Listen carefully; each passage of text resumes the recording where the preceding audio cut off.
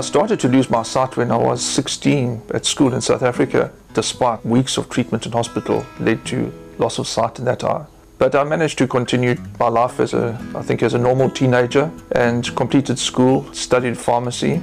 It wasn't long after that I'd graduated as a pharmacist that the problem started in my good eye, my right eye. So in my early 20s, I was told that I had a precarious future as far as my sight was concerned. But it wasn't until I was in my mid-30s that I had a huge hemorrhage in that eye that led to me losing most of my sight. It was extremely traumatic because the ability to earn a living was in jeopardy.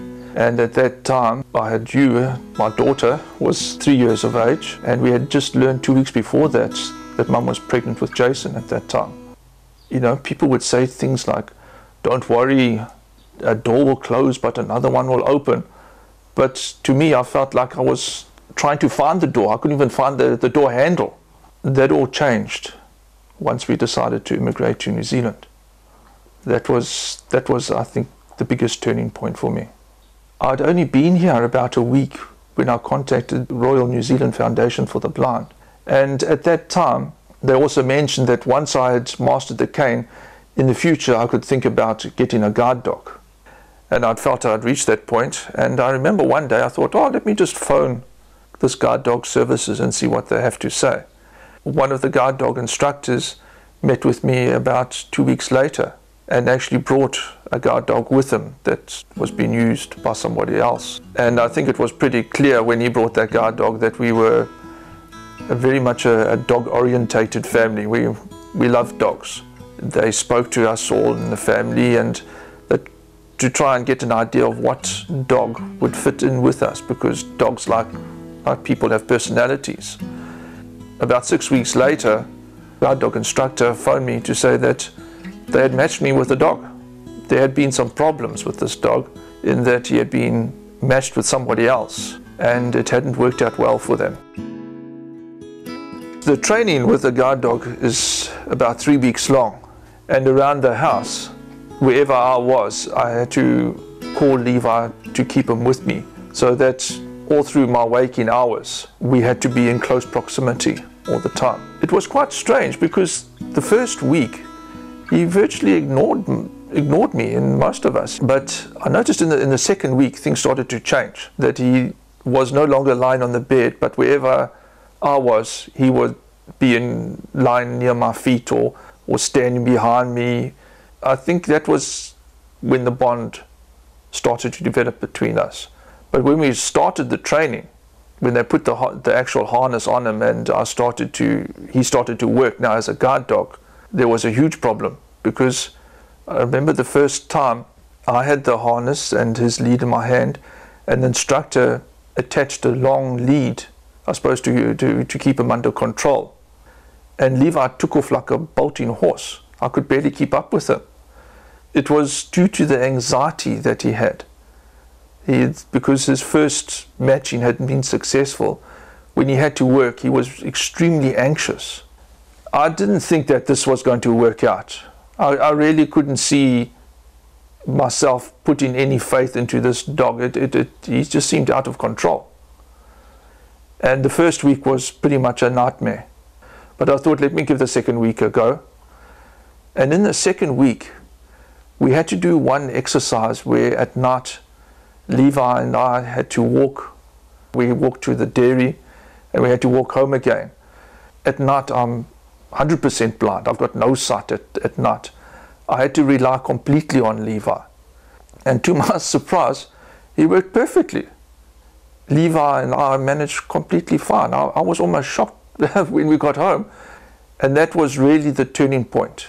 His ability as a working dog is amazing to me. I've never actually been in a situation where I've had to question my trust in his ability. In fact, he still does things that sometimes amaze me. A guide dog is a bit different to any other working dog in that it has to have what is termed intelligent disobedience. So that if I give him a command and he knows that that command should not be followed, it would be unsafe to do so, he will actually ignore that command. When you have situations like that, you realize just how good he really is. When he's off the harness, he's a complete idiot, and maybe we look at him in that way. But he has done some strange things as well. He's got a particular habit of, when we walk in, if he spots a puddle, he has to take me through that puddle. And of course, I don't know how deep that puddle is until I'm in the middle of it. On one occasion, when we were living in Tahuna, for some strange reason, he took me into the duck pond there, and before I knew it, I was up to my knees standing in the duck pond. But fortunately, he's never done that. It was a once-off. He's never done that again. If you go to a restaurant, he lies under the table by my feet, and it's quite a compliment to a guard dog for nobody to realize that he's actually there. He just lies there quietly. But occasionally he will also crawl under the table and go and lick some woman's leg. It causes much hilarity. I was told when I was first matched with Levi that when you're using a cane, you use your cane up to the door. When you come through the door of your home, you fold up the cane and put it down, hang it up. But when you come through the door and you've got a guard dog, he's going to be part of your life no matter what. People often see a guard dog in its working environment with this harness, and they see this well-behaved mutt. They probably see that he's quite incredible what he can do. But when that harness comes off, he's just a normal dog. Very much part of our family now, because he goes everywhere with us. There's very few occasions that he hasn't been with us. Well, as you can see, he takes his opportunities. I think climbing up here on the settee is not really part of the guard dog manual. It's almost impossible to imagine him not being around us. Wherever I move, he's basically a meter or so behind me.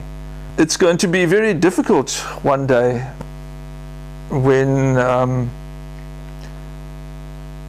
it all comes to an end.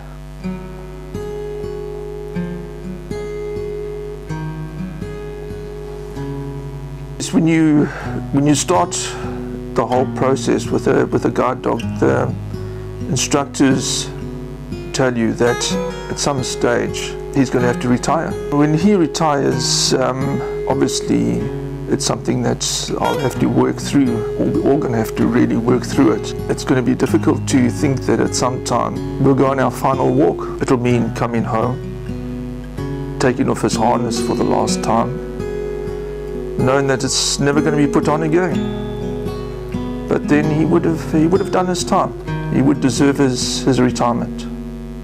We have the choice of keeping him as a retired guard dog.